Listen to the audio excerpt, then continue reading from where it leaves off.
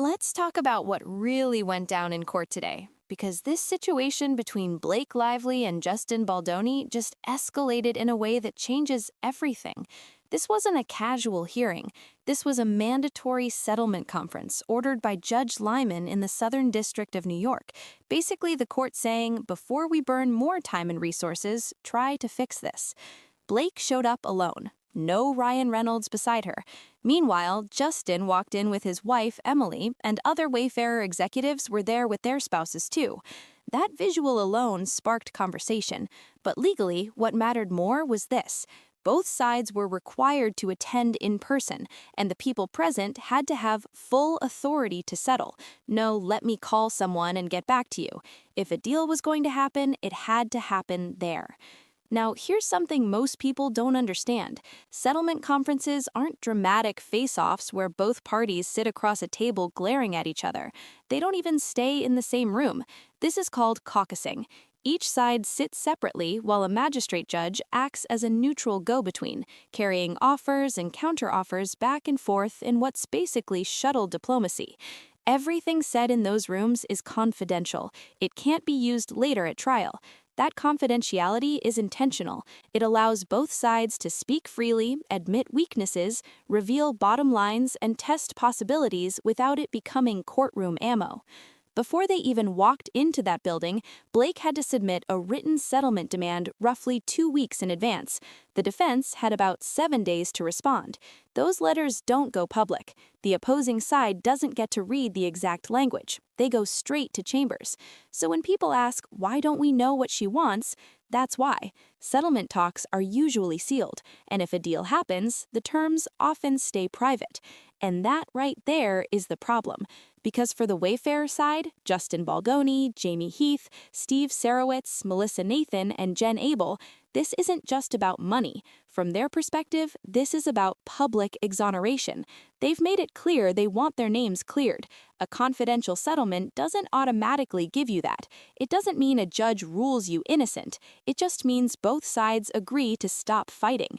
If what they want is a public declaration that the allegations were false, settling quietly doesn't accomplish that unless Blake agrees to some kind of statement, and no one can force that. On the other side, Blake's leverage is her lawsuit. She filed it believing her claims are grounded in fact. That's her power position. But settlement requires compromise, and compromise means nobody gets everything. What makes this moment even more complicated is timing. Judge Lyman currently has 2 major motions pending, a summary judgment motion and a motion for judgment on the pleadings. That matters because summary judgment isn't a full trial, but it's a serious filter. It tests whether there's even enough evidence to move forward. And here's something people miss. When lawyers submit evidence for summary judgment, they don't submit everything. They hold things back for trial. No witness cross-examinations, no full evidence presentation, no complete document dump. So what the public has seen so far, that may only be a fraction. Right now, based on what has surfaced publicly, the defense appears confident. There have been legal questions raised about whether certain creative decisions on set could legally qualify as harassment. There have also been questions about Blake's role on the production. In a Producers Guild letter, she described herself as heavily involved in nearly every aspect of the project, including oversight and authority functions, which complicates arguments about her being strictly an employee under certain claims. That distinction isn't small. In civil litigation, how someone is classified can change the entire legal framework of a case. If Wayfarer believes they're in a strong position legally, especially with dispositive motions pending, their incentive to settle shrinks. Because once you settle, everything tied to those motions disappears. There's no ruling, no legal clarification, no precedent, just silence. And silence doesn't restore reputations. From the defense's perspective, this lawsuit shouldn't exist in the first place. They believe the allegations are fabricated, rooted in information they argue was improperly obtained from Jen Abel's phone and amplified publicly in ways that forced them into court to defend themselves. They also have separate litigation involving Stephanie Jones and related disputes happening simultaneously. So this isn't one isolated conflict, it's a network of legal battles intersecting at once. Which brings us to the real tension. Settlement only works when both sides are willing to concede something. But if one side wants vindication and the other wants accountability, that gap is massive. And in high-profile civil cases like this, pride, public narrative, and future careers are just as heavy as the legal arguments themselves. That's where things stand. Beyond the legal chess match happening inside those private rooms, there's something bigger at play here: leverage, and both sides have it, just in very different forms. For Justin and the Wayfarer team, the leverage isn't just their pending motions, it's also the possibility of escalation. If this doesn't settle and rulings don't go their way, they still have the option to appeal. That alone shifts the pressure. An appeal extends the fight, increases costs, and keeps everything alive longer than anyone might want. And in civil litigation, time is often a strategy. They're also juggling other lawsuits connected to this situation, including disputes involving Stephanie Jones. There are cross-claims, allegations about improper information access, and arguments about abuse of process. That means even if this particular case narrowed or shifted, related legal exposure could still continue in separate courtrooms. Nothing exists in isolation here. It's layered. There's also the issue of protective orders. When depositions are taken, they're often subject to confidentiality agreements. If one side believes those protections were violated, especially if private information was made public, that can open the door to additional claims. That kind of procedural dispute doesn't disappear just because the original lawsuit does. It becomes its own legal problem. So, from Wayfarer's side, settling doesn't just mean paying or not paying. It means deciding whether they're willing to close the book without getting a judge to weigh in on the substance. If they truly believe the claims are baseless, walking away quietly may feel like accepting a cloud over their name forever. Now, zoom out. Justin isn't just fighting a lawsuit. He's fighting for long-term viability. Reports indicate he's put his California home on the market and relocated to Tennessee. That's not a minor lifestyle shift. That's a reset. Wayfarer Studios' future appears uncertain, especially considering that major agency representation previously played a role in facilitating deals. When you lose that infrastructure, your pipeline changes, access changes, industry doors don't open the same way. This case isn't happening in a vacuum. It's happening in Hollywood, where reputation is currency. Even unproven allegations can impact financing, partnerships, casting decisions, and distribution conversations. Studios don't like risk, brands don't like controversy, and investors especially don't like uncertainty. At the same time, Blake's position is complex in a different way. Publicly filing a lawsuit framed around serious allegations is not a small move. It signals conviction. Walking that back, even in a confidential settlement, carries its own reputational cost, because once allegations are public, they can't be erased. A settlement doesn't rewind headlines, it just stops litigation. And here's the uncomfortable truth about high-profile civil disputes. Even if someone wins legally, public perception doesn't automatically follow. Courtrooms decide liability. The internet decides narrative. Blake's reputation had already been under scrutiny long before this lawsuit.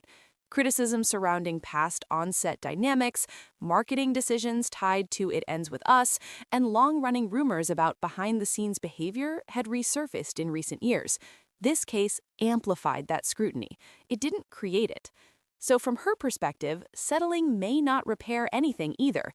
If she believes she's right, if she believes the claims are justified, backing down sends a message. And in disputes tied to alleged misconduct, messaging matters as much as outcome. What makes this particularly volatile is that neither side can force the other to publicly admit fault in a settlement. That's not how these agreements usually work. Typically, settlements include language stating there is no admission of wrongdoing. That protects both parties legally, but it satisfies no one emotionally. So what you have here isn't just a legal dispute. It's a standoff fueled by reputation, pride, future earning potential, and public narrative control. And when both sides believe they're morally right, compromise becomes almost impossible. At a certain point, this stops being about motions, filings, and procedural strategy. It becomes about risk tolerance. Trials are unpredictable. No matter how confident a legal team feels, once you step into a courtroom and put real people in a jury box, control shifts. Jurors don't just evaluate evidence, they evaluate credibility, tone, body language, and overall believability. A single misstep on the stand can outweigh stacks of documentation, and in cases tangled with public controversy, jurors walk in already aware of headlines. If this goes to trial, everything intensifies. Discovery becomes fully weaponized. Witnesses testify live. Cross-examinations get dissected online in real time. Private text messages, internal communications, production decisions, all of it potentially scrutinized beyond legal context and repackaged for public consumption. The courtroom may operate on rules of evidence, but social media operates on vibes. And financially, trials are expensive. We're talking millions in legal fees, expert witnesses, time, and opportunity cost. For corporate entities, that's business calculation. For individuals, it's personal. Even wealthy parties feel prolonged litigation strain. It drains focus, it freezes projects, and it shifts energy from building careers to defending reputations. There's also the psychological toll. Civil litigation isn't quick. It's months, sometimes years, of constant preparation, strategy sessions, document reviews, depositions, and uncertainty. Every filing becomes news. Every motion gets interpreted as a win or loss. Even if you believe you're right, living in that pressure cooker changes you. And then there's the wild card. Public opinion doesn't wait for verdicts. If Blake wins in court, critics may still question motives. If Justin wins, some will still believe allegations linger. Civil verdicts don't erase narratives, they just add another chapter. In high-profile disputes, perception often hardens long before the final ruling. That's what makes this settlement conference so pivotal, not because it guarantees resolution, but because it forces both sides to confront the real question: is the gamble worth it? For Wayfarer, pushing forward could mean clearing their name legally, but it also means reliving every accusation in open court. For Blake, pushing forward means standing firmly behind her claims, but it also means subjecting every aspect of her involvement, authority, and conduct to forensic examination. There's no clean ending here, no scenario where everyone walks away untouched. And maybe that's the quiet reality neither side can say out loud. Litigation doesn't just determine who's liable. It reshapes careers, it redraws alliances, it exposes internal dynamics the public was never meant to see. The judge can encourage compromise, lawyers can calculate probabilities, but ultimately this comes down to whether either side is willing to trade certainty for closure or risk everything for validation. Right now, the board is still set, and the next move will define far more than just this case.